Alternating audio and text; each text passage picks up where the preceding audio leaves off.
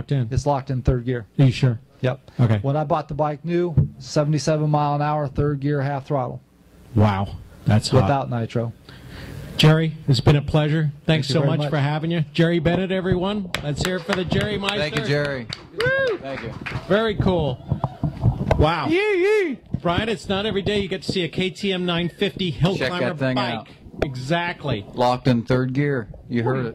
You know what? It says it's 8:45 in Mount Morris already, but yet in Glen Helen, it's what, 5:45? It's noon. Yeah, okay. Then in England, Donington Park, it's like 10 minutes of 10. Mount Morris, are we going to be there? Yeah, yeah. Speaking of Mount Morris, I know a rider that's here tonight that's going to be racing at Mount Morris. Who? He's a guy named Mikey Willard, and hopefully he's right behind that door. Michael Willard. Michael Willard, everybody. Well, we know Michael. Yeah. Hey, Mike. Woohoo! Wow. Michael Willard.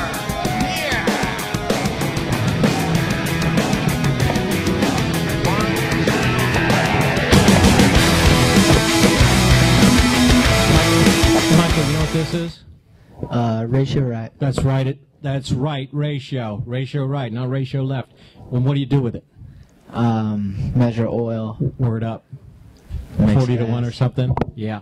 Anyway, the reason I bring that up is we need to talk about that. But anyway, let's talk about you. I appreciate you getting here. I understood you drove straight through from Freestone in Texas, like what, 28 and a half hours or something?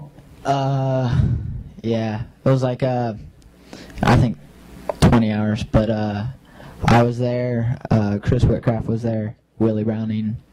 And the lovely Tiffany. And Tiffany. Okay, we'll be seeing a little of her later. Anyway, sorry about that. I don't know where that came from. Let's talk about you and your history. You grew up in a really hardcore motorcycle family. Mom and Dad raced. Grandpa was a 3-time Daytona winner. You had no choice but to race motorcycles, did you? Pretty much. Right. My grandpa owned Honda Hills, which is like one of the oldest motorcycle tracks in the U.S. He's like 3-time Daytona 200 winner. Right. That's when they raced on the beach in the Yeah. A1A. So, and my dad raced, and you know. And your dad had a Montesa shop back in the day too, right? Yeah, he had a Montesa shop and yeah, Mako shop too. And I heard, I never got to see your mom race, but I understand your mom was a pretty good racer too. I mean. Yeah, I've never even seen her ride. Actually, I don't want to see it now. actually, the other day, I walked outside and she was riding I got an XR50 pit bike and she was riding that up and down. Oh, scary. Yeah, it was. I was like, what are you doing? Browning She's like, incident. Yeah. Exactly. Anyway, you were an incredible rider growing up. You ended up winning at Loretta's in the, what, 65? Was it 10 to 11 class? 7 to 9. 7 to 9. 1996. I think it was just KX 60s back then. Right. And Mark Burkhardt too. He won the 250B mod. That's right. I remember 96. that. That was a good year for D11, eh? Yeah. Anyway, once you really got going in the expert, the pro classes, you kind of got in with KTM, and before you knew it, you were up in Canada racing, and then you ended up pretty much, spending a few years up there. How is the series different in Canada from the AMA series, Michael? Actually, it's a lot different. It's a lot. I like it a lot. It's everybody's nice up there. It's way easier to get along with everybody. It's not so much political, I guess you could say. Yeah, hoopla. Right. Good word. But it's good. It's the season's pretty short if you ride the little bike class. There's the East and West Coast, but I think this year they made it all one. Yeah, it's all one. So and you won 2 East Coast 125 class lights classes wins were up there, right? Now, is it the 125 class still, or? It's up there. It's MX2. Right. Which is probably a good name for it. It's, yeah. Anyway, but I'd like to see some more 125s up there. But now, Canada's behind you. You won a couple championships up there. You decided not to contend in the MX1s for some apparent reason. Yeah, I don't know. I'm still kind of a small guy, so and I'm only 21. I kind of want to ride the little bike a little bit more, but figured I'd stay down here in the U.S. and try to get some good results and maybe hopefully get a ride.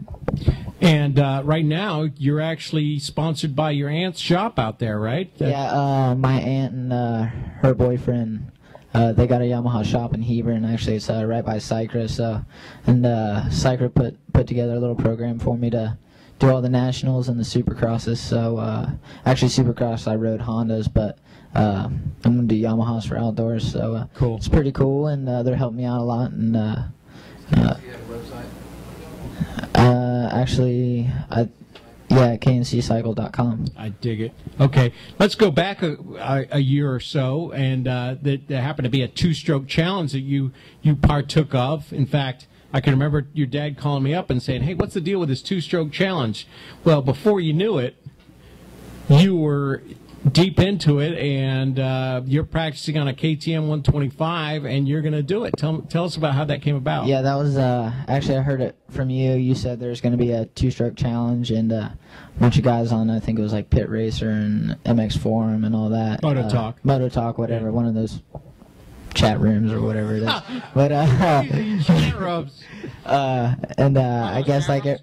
I guess everybody started chipping in money, and all the guys at KTM, being big two-stroke fans, they put together a bike for me and did some practicing and went up there, and actually it ended up being real muddy and kind of ruddy too, so it helped out a lot. Wow. But you ended up just making it in. You needed like a ninth, and you got a ninth, right? Yeah, actually I was probably like 12th in the qualifier, and I think maybe Chris Gossler and someone else crashed in the whoops like 2 laps to go, so I squeaked in. Did you know as you went across the line that you had made it in or not? No, not really. I kind of like turned around and well, like when I came over the finish, I looked over and there's, not very many people, so I was like, man, I don't know if I made it in or not. And kind of looked up, and Casey Lytle was up in the stands, gave me the thumbs up, so I was pretty pumped. The thumbs up. So how much cool hard cash did you end up taking home from that whole deal? It was, I want to say $4,200. Wow. Not bad at all. Wow.